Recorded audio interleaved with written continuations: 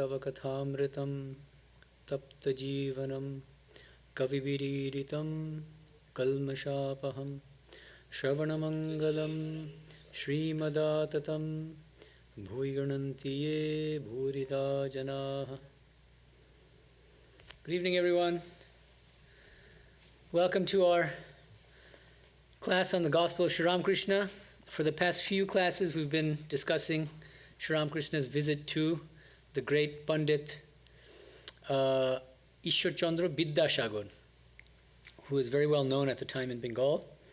He's still very famous. And today we'll be discussing the final chapter in Sri Ramakrishna's visit to Vidyasagar. It's a separate chapter. It's the seventh chapter, but it's the seventh chapter in the Bengali, and in the English, Nikhilanji's English translation, the whole visit is one chapter. And in the original Bengali, it's split up into 7 chapters. We'll be discussing the 7th and final chapter today.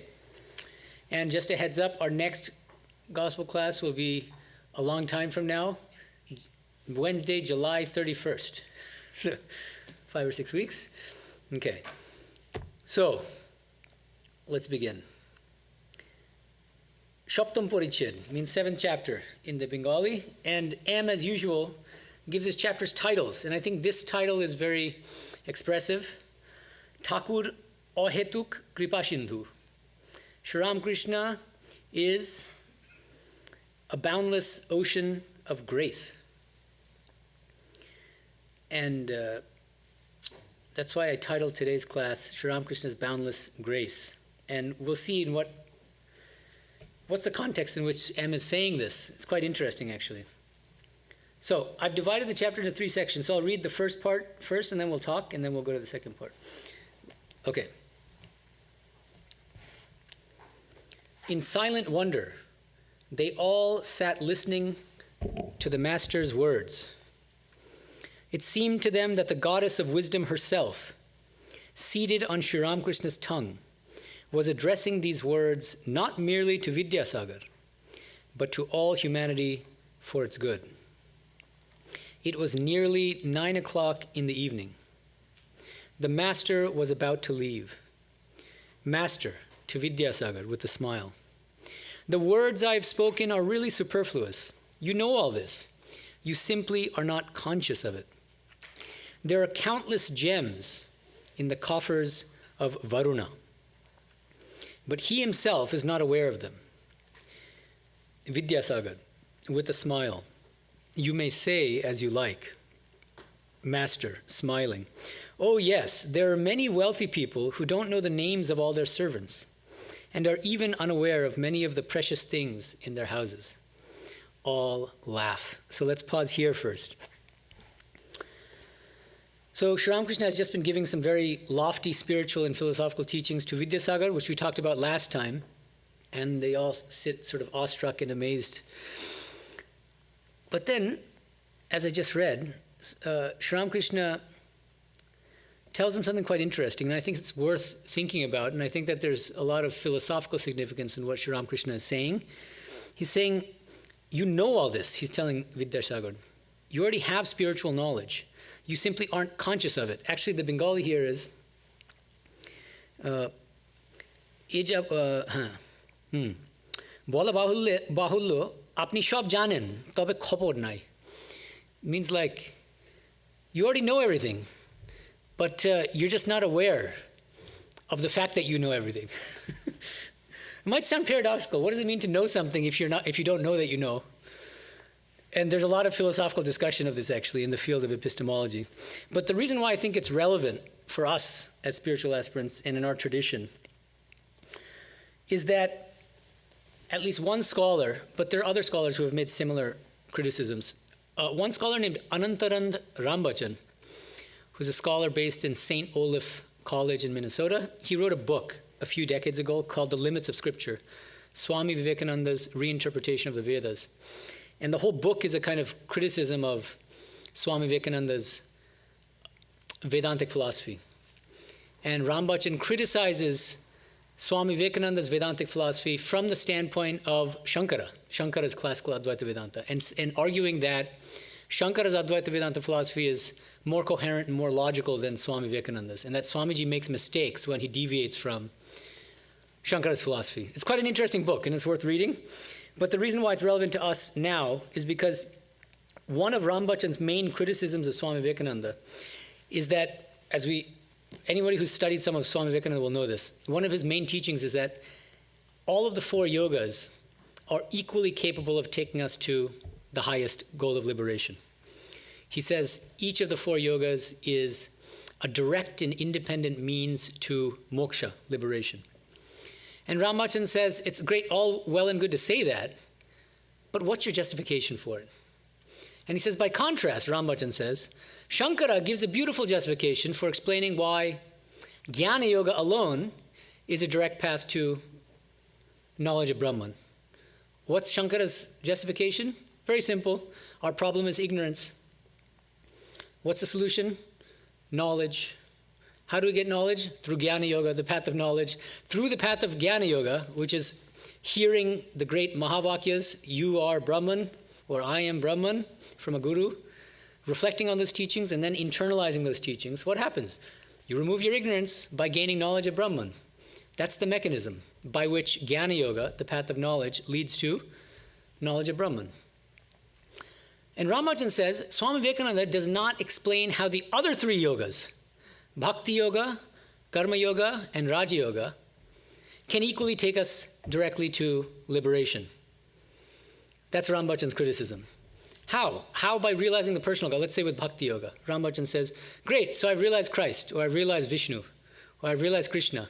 How does it help us in getting liberation, knowledge of Brahman? Swami Vivekananda, he says, doesn't explain. Okay? So, in this context, I think what Sri Ramakrishna is saying is actually quite significant. But let me first quote to you this is an exact statement from Ramachan's book. Ramachan says, avidya, according to Swamiji Vivekananda, avidya, meaning ignorance, by some means or other, spontaneously falls away in the automatic manifestation of Brahmagyana. So I hope you can detect that sarcasm in the tone here. He's saying that Swami Vivekananda doesn't explain how ignorance falls away. He asserts it dogmatically, but he doesn't justify it. He doesn't explain it. And that's a serious philosophical weakness in Swami Vivekananda's philosophy. But I think, I wrote a book on Vivekananda, and I defend Swamiji against Rambachan's criticisms in chapter 2 of the book, Swami Vivekananda's Vedantic Cosmopolitanism. And I'm just summarizing very briefly how we can defend Swamiji against Rambachan's criticisms. The key is that, according to Swamiji, we don't need to acquire knowledge of Brahman. We are already all knowers of Brahman. And all the yogas, all they do is remove the impurities covering over our innate knowledge of our true nature. He says, for instance, in one place, he says, through the practice of any of the 4 yogas, the knowledge which is ours will be manifest. We're already knowers. You might say, well, is this just his own newfangled teaching? Arguably, you can find support for this in one of the most important Vedantic scriptures, namely the Bhagavad Gita. Bhagavad Gita, chapter 3, verse 39, Avritam jnanam etena jnanino nityavairana kamarupena kaunteya dushpurena analenicha, which means jnana, the word jnana is used. Every one of us has jnana within, which is covered up by desire, by worldly desires. So through purification of mind, we remove those worldly desires, and then what happens? That knowledge which is already within us, that jnana, will manifest. We don't need to attain jnana, says the Gita. We are already jnanis. We are already knowers of Brahman, and it's just a matter of removing those layers of impurity covering over our innate knowledge of Brahman. Okay?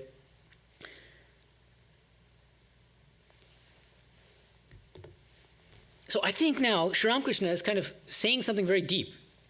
He's making it seem as if it's just a casual statement. He's joking around about Varuna and this and that. But he's saying something very profound. Is that he's telling Vidyasagar, who is an evolved spiritual aspirant, he's saying, you already know everything I'm telling you. And not just intellectually, but you have spiritual knowledge of your true nature. But you just don't know it. So you just need that little extra push to recognize that you're already a knower of Brahman. Okay? Okay, so now let's read the second part of this chapter. Everybody was delighted with the master's conversation. Again addressing Vidyasagar, he said with a smile, "Please visit the temple garden sometime. I mean the garden of Rashmuni. It's a charming place." Vidyasagar, "Oh, of course I shall go. You have so kindly come here to see me, and shall I not return your visit?" Master, "Visit me? Oh, never think of such a thing." Vidyasagar, "Why, sir? Why do you say that? May I ask you to explain?" Master, smiling, "You see, we are like small fishing boats." All smile. "We can ply in small canals and shallow waters and also in big rivers. But you are a ship. You may run aground on the way." All laugh. Vidyasagar remained silent. Sri Ramakrishna said with a laugh, "But even a ship can go there at this season." Vidyasagar, smiling, "Yes, this is the monsoon season." All laugh. M said to himself, "This is indeed the monsoon season of newly awakened love." Newly awakened love is Nobanurag in Bangla. At such times, one doesn't care for prestige or formalities. In the Bangla, for prestige or formalities is man apaman bodh. All right. So again, just seems like there's some fun banter going on. But I think just beneath the surface again are some important issues that are worth flagging here. So, first of all, Sri Ramakrishna's praising him pretty effusively, and this is not the first time. I mean, even in the beginning of the visit, he's lavishly praising Vidyasagar for his great intellect, for his great compassion, and I think it's worth asking why. Why does Sri Ramakrishna praise him so much? Out of flattery? No, he's not the type of person to flatter people. What would be the purpose of that? I think there are multiple reasons. The first thing is, this is mentioned at the very beginning of his visit to Vidyasagar by M, and it was omitted from the English translation, Nikhilanji's English translation. M points out that Sri Ramakrishna had been hearing about Vidyasagar and his great compassion and his great learning from when he was a child in Gamapukud, where he was growing up, because Vidyasagar lived nearby. He was from a village near Gamapukud. That's what M tells us in the original Bengali. So that's part of it, is that he's a kind of childhood hero of sorts. But that's not all. Also,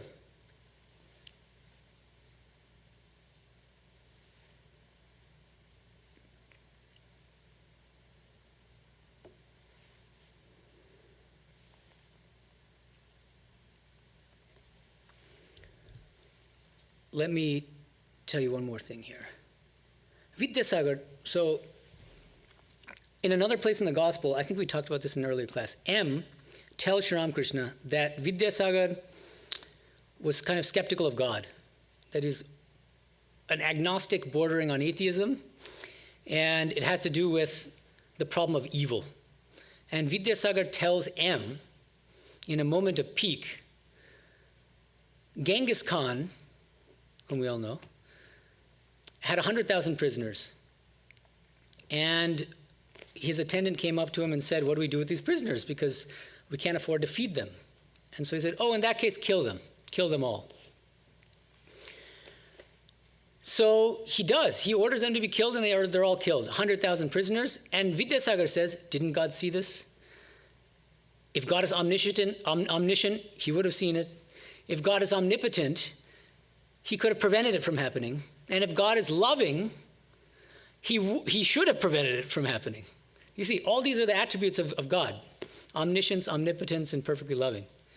But if God has all those qualities, why in the world would we let this happen? So then Vidyasagar says, therefore, he's implying, God might be omniscient and omnipotent, but he's definitely not perfectly loving. And he says, I don't want to have anything to do with this God, even if God exists. And so M relays this to Vidyasagar. And that's a separate class, and I think I mentioned it already, Sri Ramakrishna's answer to it. But I mention this because Vidyasagar was not a typically religious person or a quote-unquote spiritual person who necessarily goes to temple or church, talks much about God. He wasn't particularly forthright about talking about God. It wasn't even clear whether he believed in God. None of that.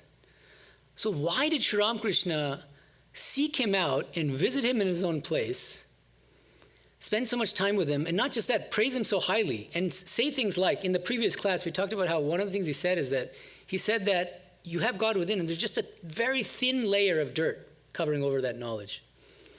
A very thin layer.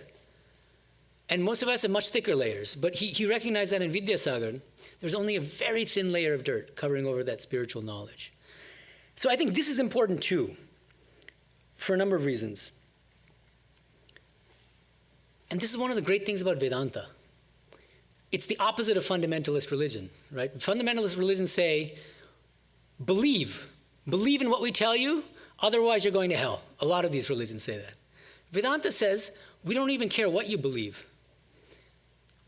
How do you live? Okay, let me give you some examples. Swami Medhananda says in an 1891 letter to Govinda Sahai, he says, my children, the secret of religion lies not in theories, but in practice. To be good and to do good, that is the whole of religion. And then he quotes from Matthew 7:21-23. Swami Medhananda says, not he that crieth, Lord, Lord, but he that doeth the will of the Father. This is very striking. Swami Medhananda is saying that religion in its essence is about being good and doing good. And on that criterion, Vidyasagar was far more religious and far more spiritual than the vast majority of people crying themselves hoarse talking about God, but not living in a way that shows that they really genuinely believe in God. And Swami Medhananda hated nothing more than hypocrisy. He didn't hate people, but he hated hypocrisy. Saying one thing, doing another. Sri Ramakrishna would say the same thing. He said, what is fundamental in all spiritual practice is mon mukh ek kora. Make what you say align with what is in your heart. Because if you're saying one thing and doing another, you're shooting yourself in the foot, and you're just deceiving yourself and others. So, in that vein, Swami Medhananda says elsewhere, he says, quite startlingly, the vast majority of men, meaning people, are atheists. I am glad that in modern times, another class of atheists has come into existence in the Western world. I mean the materialists. They are sincere atheists. They are better than the religious atheists. Listen to the phrase, religious atheists. They are better than the religious atheists who are insincere, who fight and talk about religion and yet do not want it, never try to realize it, never try to understand it. Remember the words of Christ. Ask and it shall be given you. Seek and ye shall find. Knock and it shall be opened unto you. These words are literally true, not figures or fiction. Who wants God? That is the question. Do you think that all this mass of people in the world want God and cannot get him? That cannot be. But the relevant part here is this distinction Swami Medhananda is drawing between sincere atheists who are materialists. We don't believe in anything transcendental. We don't believe in a higher self. We don't believe in God. But they're at least honest about it. They don't pretend to be anything they're not. And Vidyasagar is far beyond even these sincere atheists because he's an incredibly good and unselfish and compassionate person. That's just a fact. Nobody can really deny that. His entire life he devoted to serving others. And that's far better than religious atheists, by which he means what? These are people who call themselves highly religious, who deceive themselves into thinking that they're very religious, and often they'll be like the most vociferous born-again kind of types, trying to convert all their friends and people that they randomly encounter on the street to accept so-and-so. Otherwise, you'll go to hell. but they don't live in accordance with what they teach. Okay? Another really interesting passage. Somebody asked Swami Vivekananda in an interview, they ask, you recognize agnostics in your religion? They're asking about Vedanta. Swami Vivekananda says, oh yes, philosophical agnostics and what you call infidels. When Buddha, who is with us, a saint, meaning us Hindus, was asked by one of his followers, does God exist? He replied, God. When have I spoken to you about God? This I tell you, be good and do good. Then Swamiji says, the philosophical agnostics, there are many of us, believe in the great moral law underlying everything in nature and in the ultimate perfection.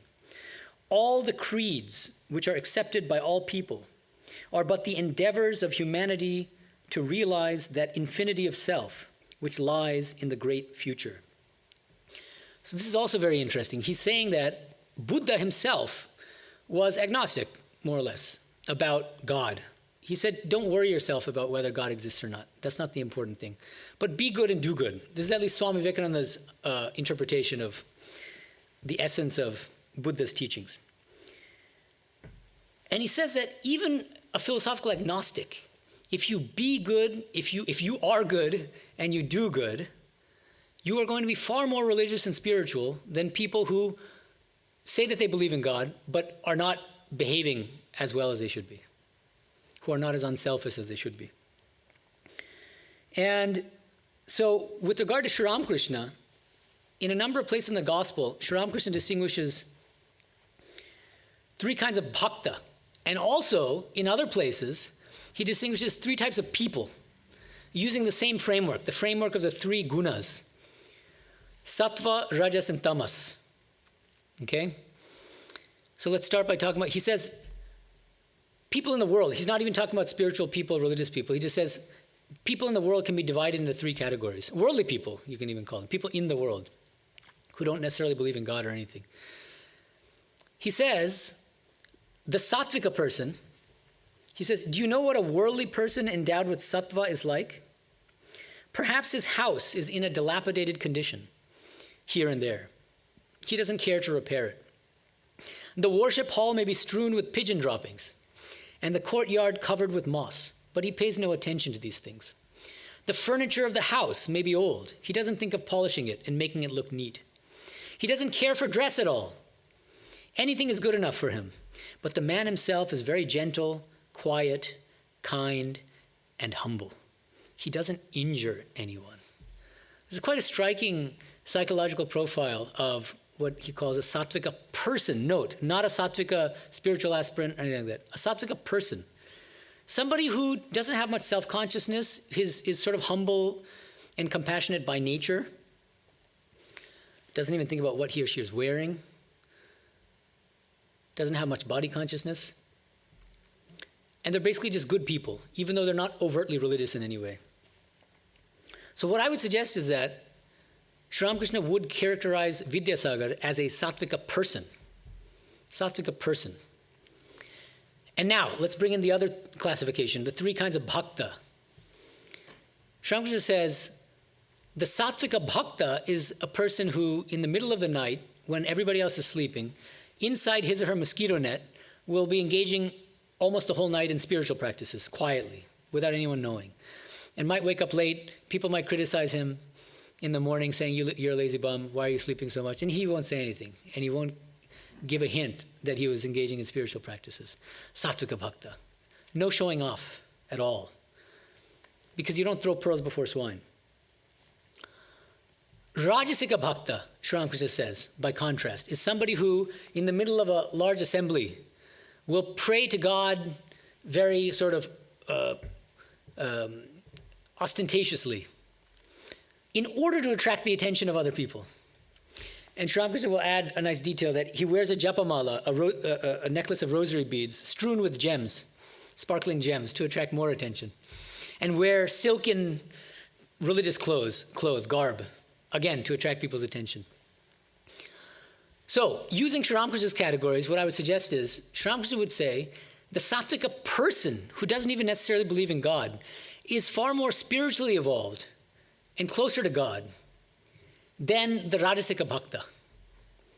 Then the person who talks a lot about God and preaches to other people that why aren't you as spiritual as I am and this and that. That's another form of spiritual ego, you see. That the sattvika person who doesn't necessarily believe in God is actually more spiritually evolved than somebody who is quote unquote religious or spiritual but who is highly rajasic and is interested in getting recognition for his or her spiritual practices and just in general having kind of a nice healthy ego. Okay, so that's how I see it at least. And I think that's part of the reason why Sri Ramakrishna was so impressed with Vidyasagar. He didn't care about the externals so much, whether or not you believe in God, this and that. He looks directly into the heart, and he saw that his heart was pure, and that he was genuinely good and unselfish. How many people are like that in the world? A lot of people want to convince other people that they are, but how many actually are? That's the question. Vidyasagar really was. Okay, so now let's read the third and final section of this chapter. Here's where we get into translation issues. I found quite a few discrepancies in the translation. Okay, Sri Ramakrishna then took leave of Vidyasagar, who with his friends escorted the master to the main gate, leading the way with a lighted candle in his hand. Before leaving the room, the master prayed for the family's welfare, going into an ecstatic mood as he did so. As soon as the master and the devotees reached the gate, they saw an unexpected sight and stood still. In front of them was a bearded gentleman of fair complexion, aged about 36. He wore his clothes like a Bengali, but on his head was a white turban tied after the fashion of the Sikhs. No sooner did he see the master than he fell prostrate before him, turban and all. When he stood up, the master said, "Who is this, Balaram? Why so late in the evening?" Balaram: "I've been waiting here a long time, sir." Master: "Why didn't you come in?" Balaram: "All were listening to you. I didn't like to disturb you." The master got into the carriage with his companions. Vidyasagar to M softly: "Shall I pay the carriage hire?" M: "Oh, don't bother, please. It is taken care of." Vidyasagar and his friends bowed to Sri Ramakrishna, and the carriage started for Dakshineshwar. But the little group, with the venerable Vidyasagar at their head, holding the lighted candle, stood at the gate and gazed after the master until he was out of sight. That's how the English translation ends, but I found a lot of differences here, and I think some of them are actually quite important. So I want to read to you the first part of that third section that I just read, but I'll read the Bengali and then try to explain, translate roughly what he's saying. ঠাকুর গাত্রন্থান করিলেন ভক্ত সঙ্গে, বিদ্যাসাগর আত্মীয়গণ সঙ্গে দাঁড়াই আছেন. So Sri Ramakrishna is taking his leave. And Vidyasagar is standing there with his close ones, people who are in his circle. ঠাকুর কি গাড়িতে তুলিয়া দেবেন. They will accompany Sri Ramakrishna to his vehicle. Fine, that's more or less fine. Now it gets interesting. Sri Ramakrishna ekhono daraiya roiachen keno? M is asking a question which is not mentioned in the translation. Sri Ramakrishna ekhono daraiya roiachen keno? Why is Sri Ramakrishna still standing there? Why doesn't he just go straight to his car? Not car, the horse vehicle, horse carriage. Ekjon bhakter hat dhoriya achen. Sri Ramakrishna is holding a devotee's hand. Vidyasagar স্বজন সঙ্গে আগে আগে যাইতেছেন, হাতে বাতি পথ দেখাইয়া আগে আগে যাইতেছেন. Vidyasagar, with his circle of people, they're moving on ahead, basically toward Sri Ramakrishna's vehicle. Hate bati pot dekhaya age age jaitechen, and he's holding a lamp and showing the way to Sri Ramakrishna. Shravan Krishna Shoshti ekhono chand uthe nai. The moon has not yet risen. So none of these details are in the English. Tomoshabrito uddan bhumir moddho dia shokole batir khina lok lokkho koriya photoker dike ashitechen. And that sentence is more or less fine in Nikalaji's translation. They're just showing him the way, lighting up the dark path so that Sri Ramakrishna won't have difficulty getting to the vehicle. But then, again, we find a lot of stuff in the Bangla which is not in the English. Sri Ramakrishna bhakto সঙ্গে ফটকের কাছে যাই পৌঁছিলেন সকলে একটা সুন্দর দৃশ্য দেখিয়া দাঁড়াইয়া পড়িল. Oh, actually, before I get there. So let me mention a couple. Oh, I skipped a paragraph. I'm so sorry. This is really important. I omitted a paragraph. Okay, sorry. Coming back. There's a really important paragraph in the Bengali, which for some reason I skipped. Sri Ramakrishna এখনো দাঁড়াইয়া রইয়াছেন কেন? Oh, yeah, I skipped. Okay. Why is Sri Ramakrishna standing there? Now, this is what I forgot to mention. I don't know why I skipped. I got confused. Mool mantra kori jopitechen. He is doing japa of his mula mantra, of the mantra given to him by his guru. Jopite jopite bhava vipishto hoiyachen. As he's doing japa of his mantra, the mantra of God, he goes into a state of spiritual ecstasy. Again, none of this is in the English. Ahetuk kripa sindhu. This is why M titles this chapter Thakur Ahetuk kripa sindhu. It's the same language, which means Sri Ramakrishna is an ocean of boundless grace. And he bestows grace on people who are not even deserving of it. Ahetuk, without any reason. That's the context. M is saying, what is one of the things that makes Sri Ramakrishna so gracious, so full of compassion and grace? It's because he will seek out devotees. They don't even have to come to him. He will seek them out and give them that extra push that they need without them asking for it. And even praying for them and their spiritual welfare, which is what he's doing. In a state of ecstasy, he's doing japa.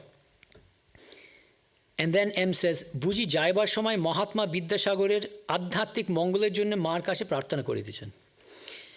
And so this is M's own speculation, but it's worth, he's the author of the book, and I think it's worth putting in his own speculations. He says, I feel at least that it's possible that he is praying for the spiritual welfare of Vidyasagar and praying to his beloved Divine Mother for the welfare of Vidyasagar.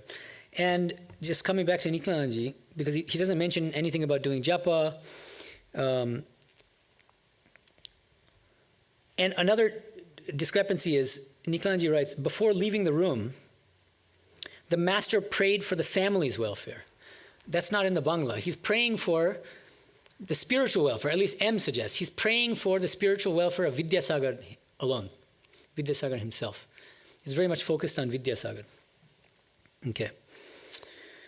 Yeah, so I think those details about him doing japa, praying for the spiritual welfare of Vidyasagar are very important. Now we get to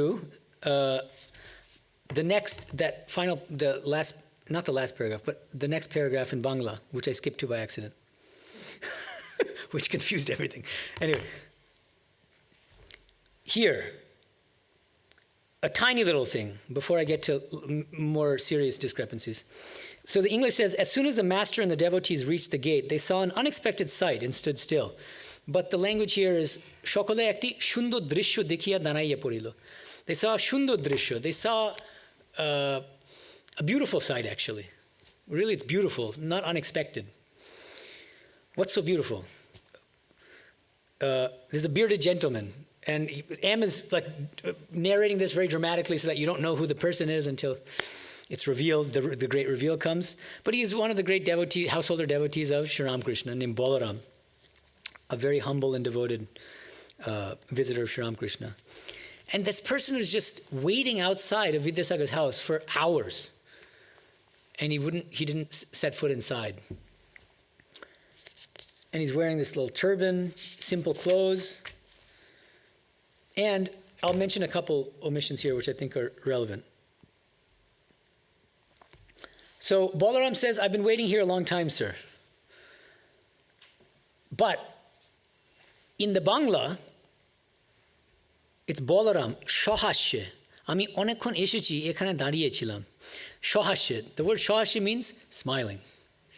That sets the whole tone, actually. And that's omitted for some reason. Because we don't know in what mood or, with what sentiment, with what attitude Balaram is actually saying these things.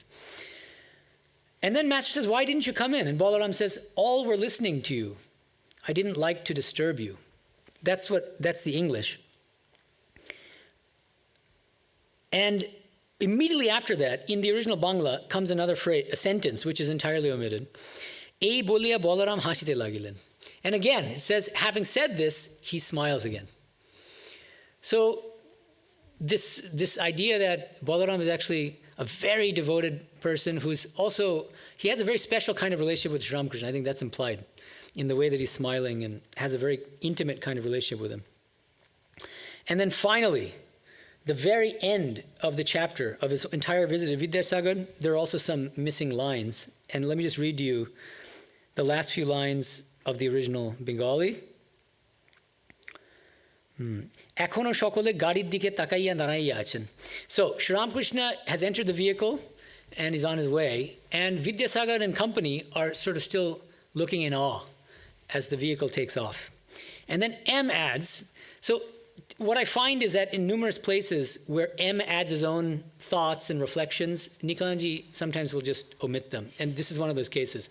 So M says, Buji bhabitechen e Mahapurush ke.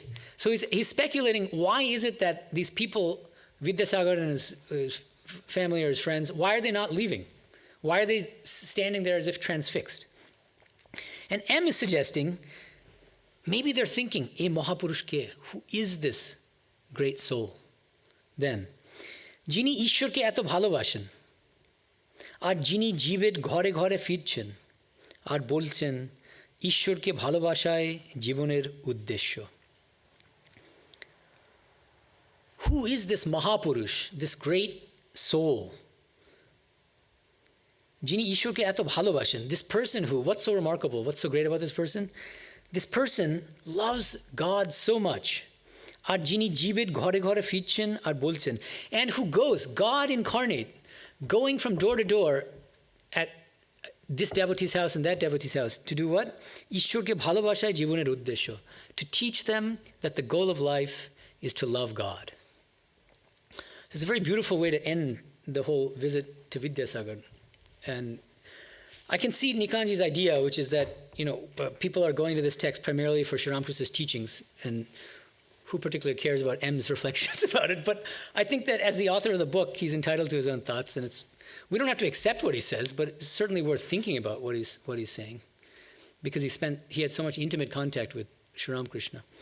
Okay, so that wraps up the chapter, and now we can open it up to questions. Do any of you have questions? Yes, Keshav. You want to take a mic?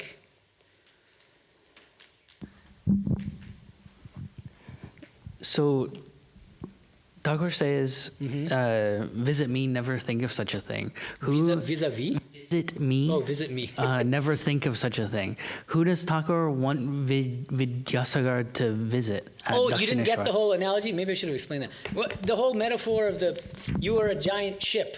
Nowadays, because of aircraft carrier or something. And we're just these small little boats. So that's in praise of Vidyasagar, saying you are a great soul. Who are you, a great soul, to visit a little tiny person, ordinary person like me? That's the idea. But it might come off, at first it seemed to come off as like, oh, don't come to my house, like as if he's saying, I don't want you to come to my house. But it's exactly the opposite. I mean, he says, please visit the temple garden. Right.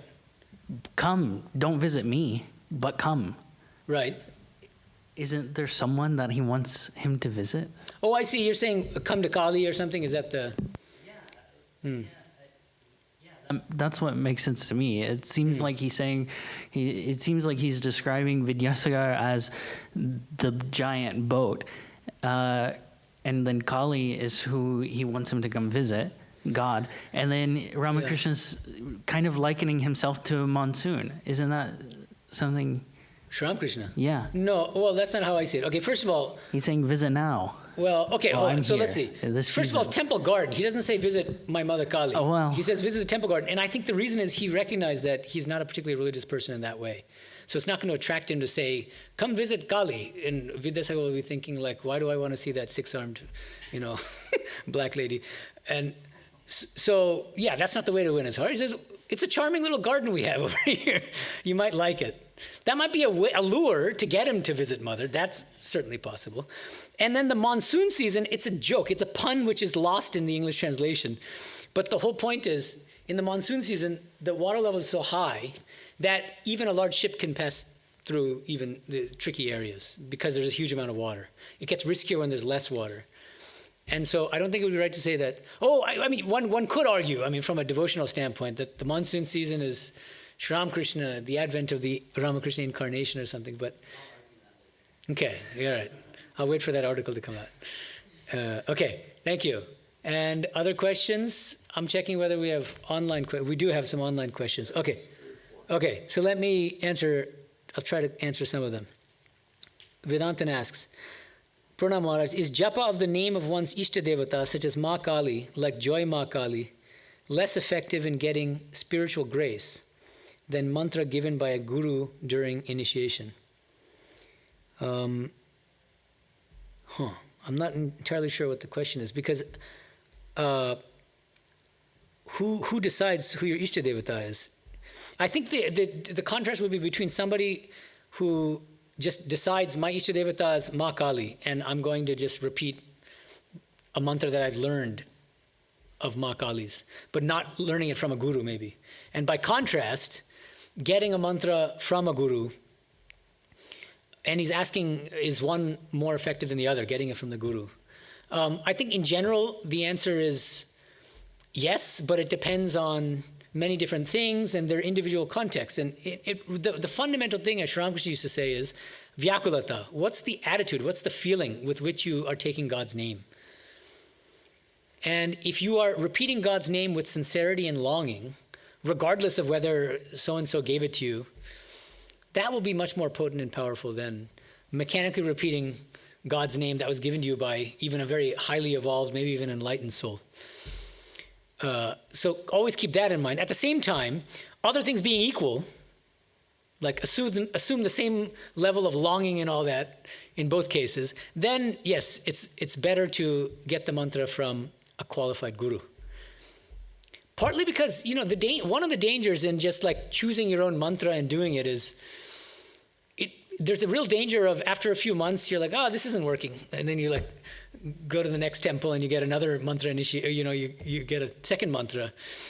And then you get bored of that after 4 months. And then you get a third mantra. And, you have one guru, you stick to it. It's a lifelong commitment. And there's a kind of sincerity built into that, Sri Ramakrishna used to say, if you want to get water buried deep underground and you start shoveling, and after a few minutes you get tired or you get bored and you say, I can't find the water there. You get impatient. So you go, let me go 5 feet away. And you start digging there 5 feet away. And then again, you start get tired. And then you move another 5 feet away. You start digging there. He says, you'll never strike water that way. You have to go deep. And so deciding to get initiated in a particular tradition is a sign of sincerity and depth. At a certain point in early stage in spiritual life, that spiritual shopping is helpful and sometimes even necessary. Just to expose yourself to different traditions, know what's, in the all-you-can-eat buffet, what are the different items, and then you can choose. I want to focus on Italian. But at some point, you've got to go Italian and Italian only. That's it for this life, and I'm not going to look around anymore. Yeah.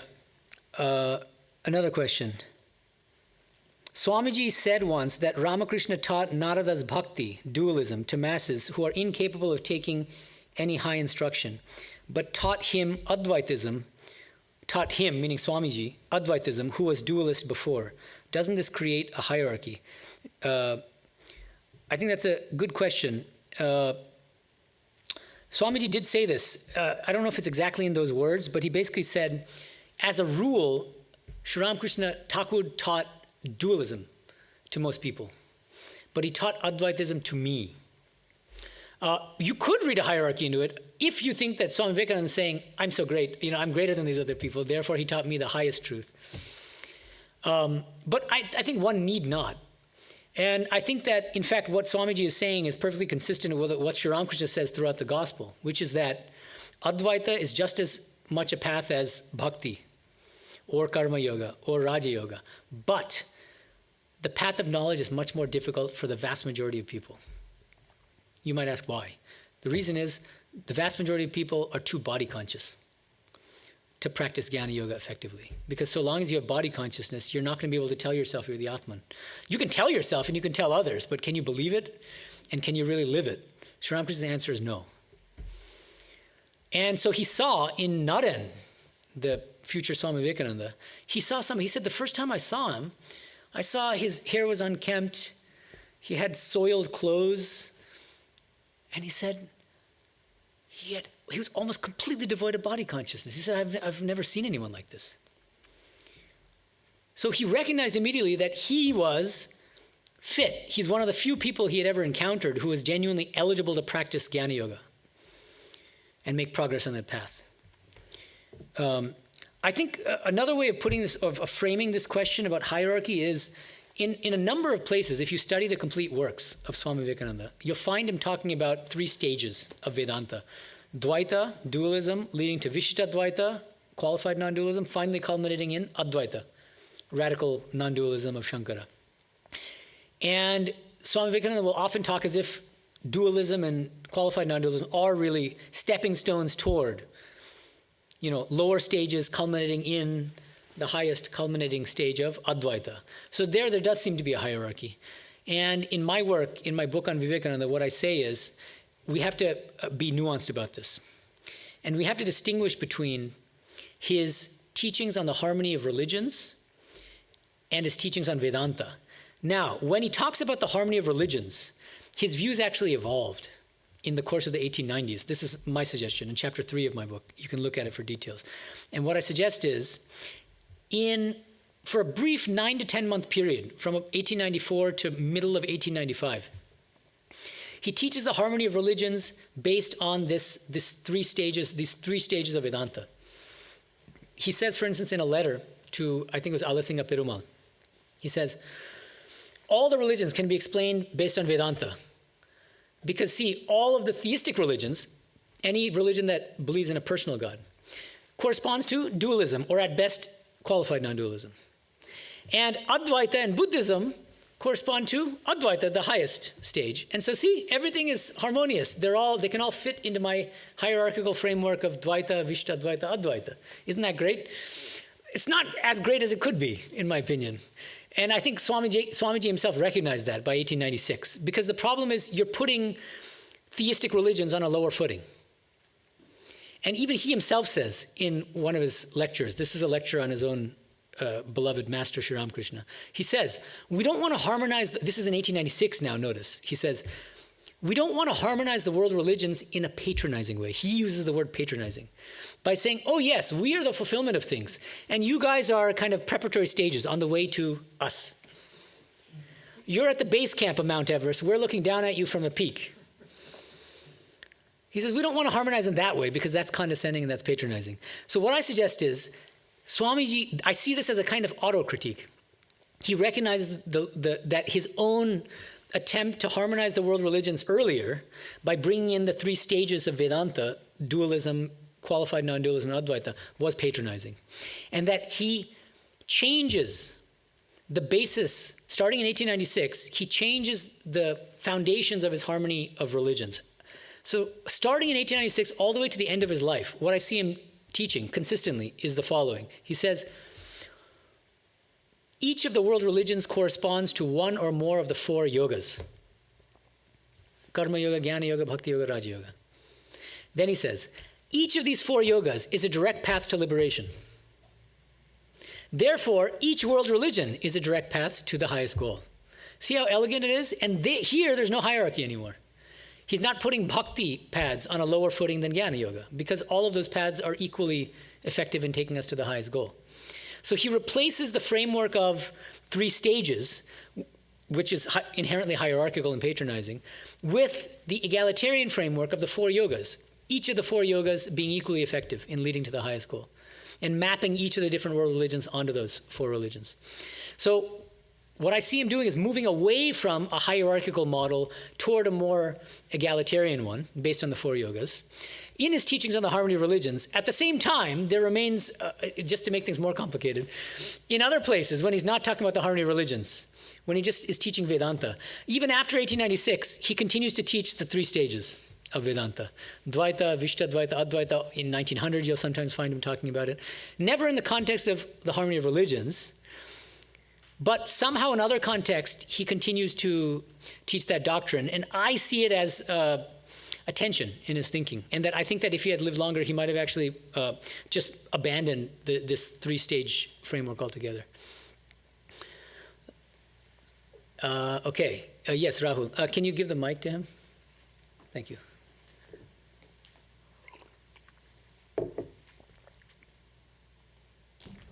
So on that point, don't you say that Sri Ramakrishna actually taught non-dualism even in the bhakti way? Like even the devotional path that he taught was non-dualistic? So, Swami Vivekananda's statement that he taught a dualistic path is perhaps maybe catering to the general understanding of devotion. Oh, I see. So you're suggesting that Sri Ramakrishna taught kind of maybe two different kinds of bhakti?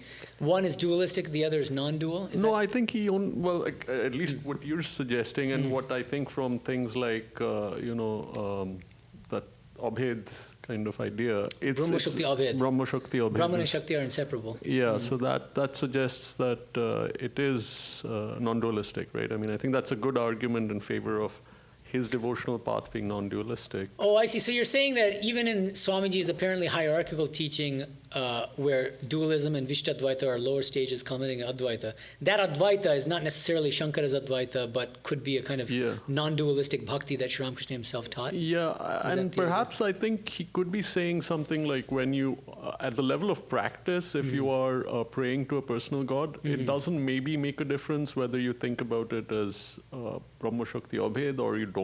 If you act, I don't know, in a matter of practice when you're praying to a God and imagining a figure. Yeah, I mean, no, these are good suggestions, and I mean, I want you to think about it for yourself. But what I found when I look at the way he explains the three stages, if you look carefully at how he's explaining Advaita, in those places where he's not talking about the harmony of religions, he says things very much along the lines of what Shankara says. Brahma Satyam Jagat Mithya, which means the impersonal absolute alone is real. This world of names and forms, illusory. And that's not Sri Ramakrishna's non-dualistic bhakti, because Sri Ramakrishna's non-dualistic bhakti holds that Brahman and Shakti are inseparable, which means that infinite divine reality is equally nirguna and saguna, impersonal, personal, with and without form. And this world is not unreal. It's not an illusion. It's a real manifestation of Shakti. And so I don't see Swami Vivekananda explaining the highest Advaitic stage in those terms, and so that's why I would be reluctant to say that. Yeah. Other questions? Yes, please, Anushri. And there are some more online, but you guys have taken the trouble of coming here in person. So. Hi. Yes, hi. I wanted to ask a question, not today's chapter, but chapter 6. Is that okay? From last week? It's perfectly fine. I meant to ask you and then I forgot. That's okay. You told a story, pretty sure it was chapter 6. You told a story, not a story, but you said something where it was a bird on the deck of a ship. Yeah. And that kept flying to find land. On the mast of a ship, yeah. Mast of a ship, flew to find land. This is Sri Ramakrishna's story, yeah. Sri Ramakrishna's story. Flew, couldn't find it, came back, went again, couldn't find it again. Third or fourth time came back. What happened after that? Then I was like, oh no, I don't remember what the rest of the story was. Sorry to leave you in suspense. So for a week I've been like, I have to at some point ask you. What exactly happened to that bird? What was the rest of the story? Oh, the rest of the story is it decided that the best thing to do is to chill on the mast. That's the story? That's the story. That's the beauty of the story. I waited a week for that. So Sri Ramakrishna is telling us, just chill. You don't need to go anywhere. Just surrender to the divine. Be like the baby kitten who just says mew, mew. And the mother cat will take it in its mouth and plop it wherever it wants. So it's a lesson in surrender. Right, to not go, have to keep going looking outside, I guess is what it is, right? Not looking outside. Well, God is within. That's one important thing. But secondly is this contrast between these two different paradigms of spiritual practice. One which is grounded in self-effort, purushakara, and the other which is grounded in surrender. And Sri Ramakrishna will say, look, in the beginning, almost nobody is capable of just total surrender. People can talk about total surrender, but almost nobody can really live it. So you need to combine self-effort with surrender and reliance on God's grace. But the goal, you want to be working toward becoming the baby kitten. And the culmination of spiritual practice is to recognize through no amount of spiritual practice can you ever realize God. It's by God's grace alone. that you can attain the highest. And then what happens? You stop flying here and there, and you just rely on God. So it's a very high achievement, actually. I mean, true surrender is a very, very high level of spiritual attainment.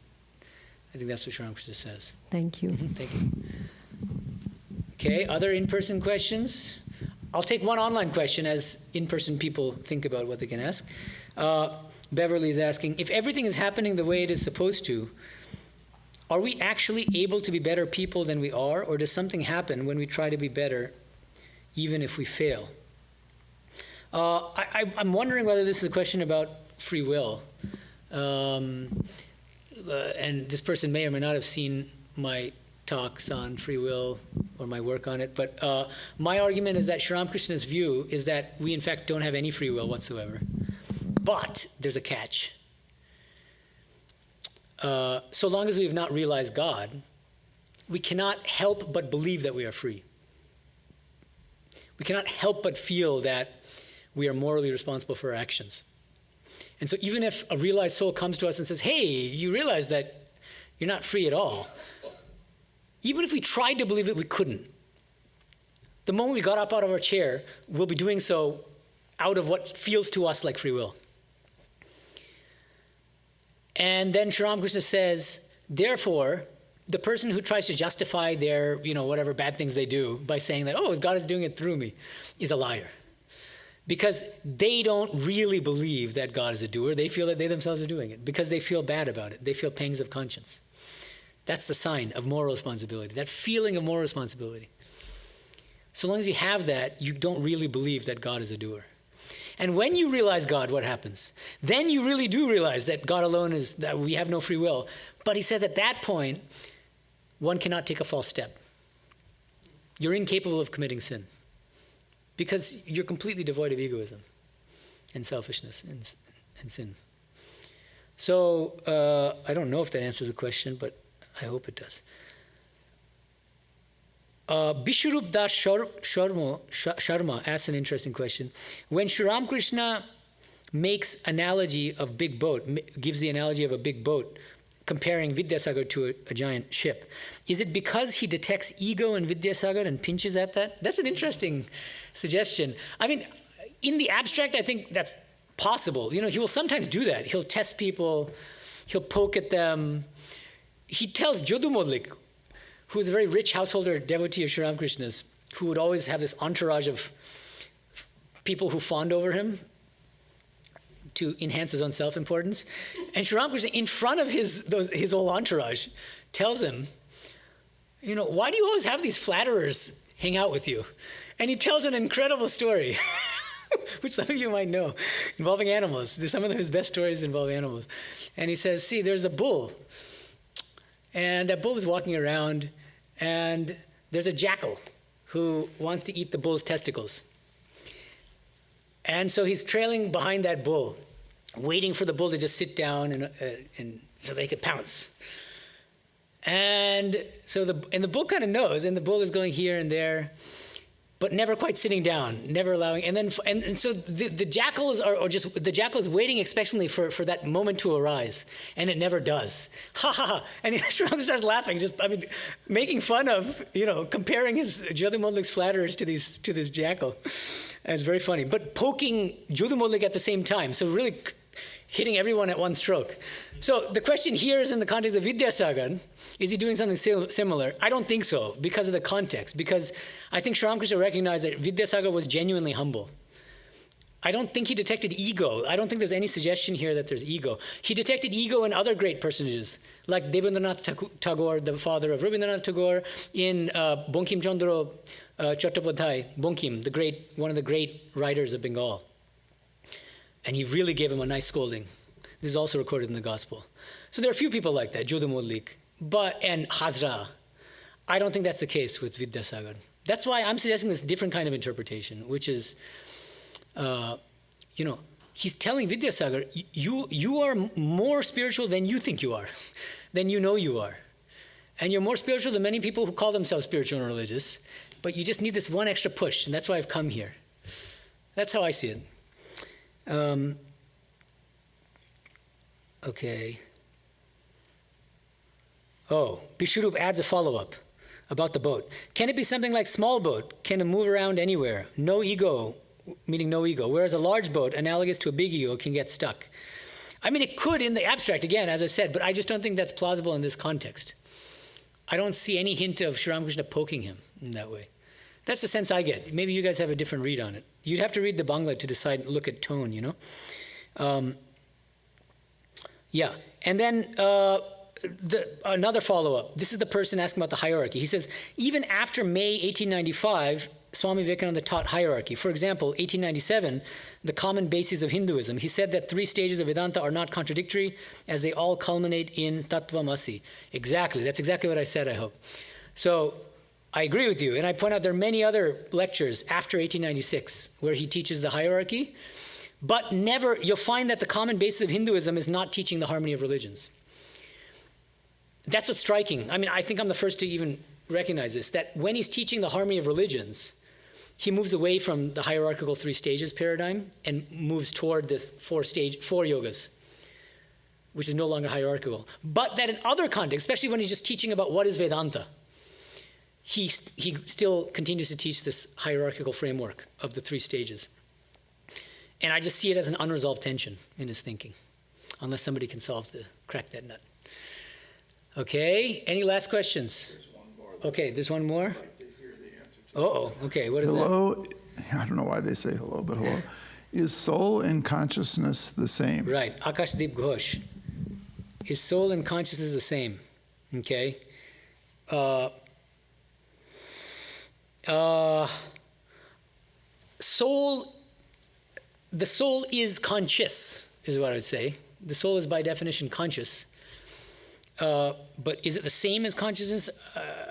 No. Because God is also conscious. And it depends on what paradigm we're thinking of here. I mean, I don't see, this isn't directly relevant to the Vidyasagar thing, I don't think. But see, in a number of Indian spiritual philosophies, there's the Jivatma, the individual soul, and then there's God, the divine reality. Both the individual soul, all of us have individual souls. And it's the individual soul in each of us that's conscious. The body's not conscious, that's obvious. But more interestingly, our minds are not conscious. This is something that Westerners don't, a lot of them don't understand until they study something about Indian philosophy. So it's only the Jivatma in each of us that's actually conscious. Okay. At the same time, there's also divine consciousness. There's God. Isn't God, if anyone's conscious, God is conscious, right? Okay, so God is conscious, but it's not, like, if you enter the mind of God, that's not going to be very similar to, you know, what we're thinking on a day-to-day or minute-to-minute basis, right? So there's a difference in our consciousness and God's consciousness. Then you might ask, well, what's the relationship between the individual soul and God? And then different schools of Vedanta will give different answers. Advaita Vedanta will say absolute identity, there is no difference. And in fact, both that God, you're calling the conscious God, and you as an individual soul are nothing but Nirguna Brahman, impersonal, attributeless, non-dual, pure consciousness. But Gita, for instance, interestingly, chapter 15, Mame Vamsho Jiva Loke Jiva Bhuta Sanatanaha. Krishna says, I have become all the different jivas, individual souls in this world. Each individual soul is a portion of me. So there there's a tighter connection between divine consciousness and the consciousness of each of us. Each of us, in a sense, is God, in a really radical sense. But God, who playfully chooses to limit himself or herself to a certain finite manifestation. God is playfully manifesting as you, God is playfully manifesting as me, God is playfully manifesting as you, and each of God's playful manifestations is a different conscious standpoint. You see what I mean? So this is Vijnana, the Vijnana standpoint, Vijnana Vedanta. All right, thank you. Excellent questions. Thank you. So we've come to the end of Sri Ramakrishna's visit to Vidyasagar, and at the end of next month, we will pick up where we left off. Om Shanti Shanti Shanti Hari Om Tat Sat Sri Ramakrishna Arpanamastu.